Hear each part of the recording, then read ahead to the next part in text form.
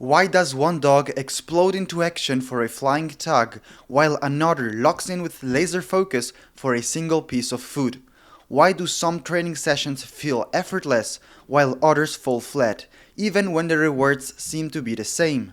The answer often lies in a misunderstanding of what's driving the dog in that moment. Food drive and the play drive are not just preferences, they are fundamentally different systems rooted in biology and emotion.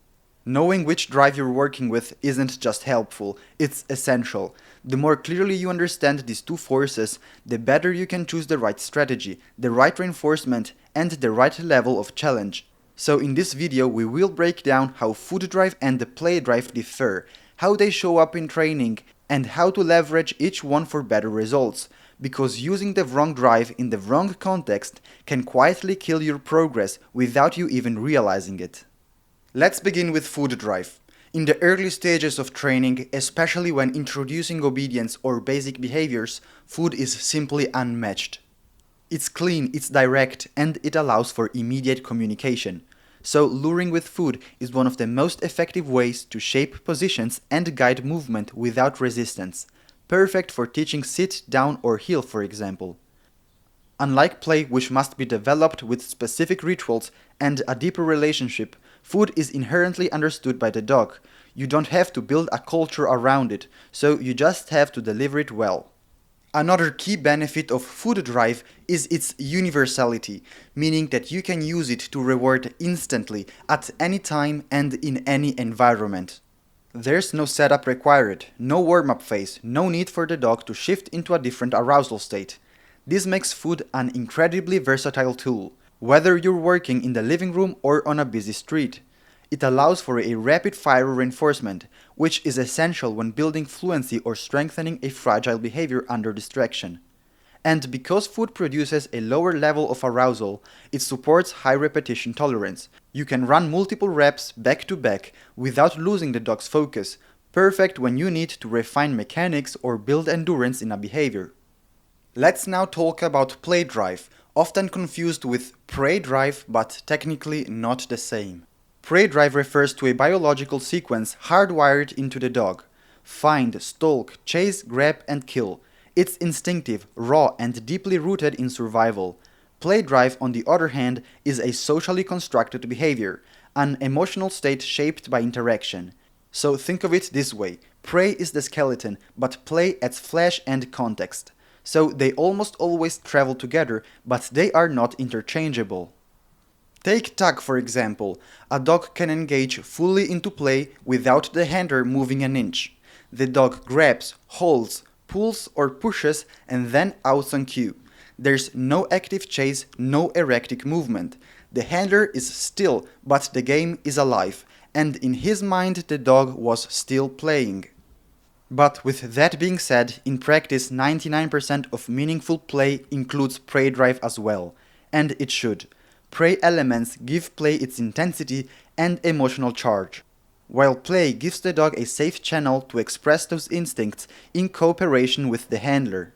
So play drive, when properly cultivated, can inject a level of intensity into training that food drive simply can't match.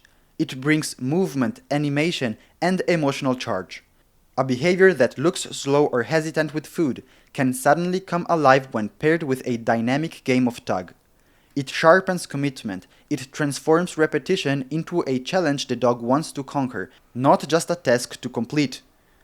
So for behaviors that need enthusiasm, explosive engagement, or that final 10% of precision under pressure, play is often the edge that makes the difference. It doesn't just reinforce the action, it elevates the dog's entire attitude toward the work. It also strengthens the relationship between dog and owner. Play requires communication. It's an event you both participate in. Timing, reading signals, managing arousal. It's not about feeding a dog a reward. It's about co-creating a moment. This shared rhythm builds trust, engagement, and the kind of attention that doesn't need to be begged for. But play isn't just plug and play. It takes time to develop. Not all dogs know how to engage in meaningful play right away, and not all handlers know how to make it enjoyable. So it requires structure, understanding, and consistency. But even when play is strong, it's not always usable. You need space, you need to manage outside conditions like heat, distractions, and terrain. A tag game that's perfect in your yard might not be possible on a rainy sidewalk or inside a vet's waiting room. Play can also spike arousal, making it less suitable for behaviors that require calmness, stillness, or delicate control. But still, for the right moment and the right dog, a well-structured play reward can do what no food ever could. It's not about replacing food, it's about knowing when to use the right tool for the right job. Interestingly, prey drive is most often associated with play, but traces of it can also be found in food drive, even though it doesn't happen as often. And that's not because it doesn't belong there, but because most trainers never build it in. A dog doesn't have to be passive to eat. You can create a chase, a hunt, or even a capture moment around food if you structure it with intention. For example, instead of handing the reward the moment the dog arrives, you can release him and sprint away a few steps before delivering the treat with excitement. That small burst of action taps into the same pursuit and grab pattern you find in play, and suddenly the food carries a different kind of charge. The delivery becomes part of the reward.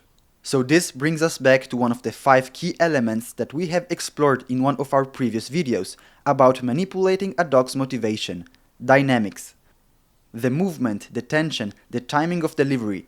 These shape not just how much a dog wants the reward, but how he wants it. So if you haven't seen that video yet, it's a critical piece of the puzzle and it will completely shift the way you look at managing reinforcement in your training.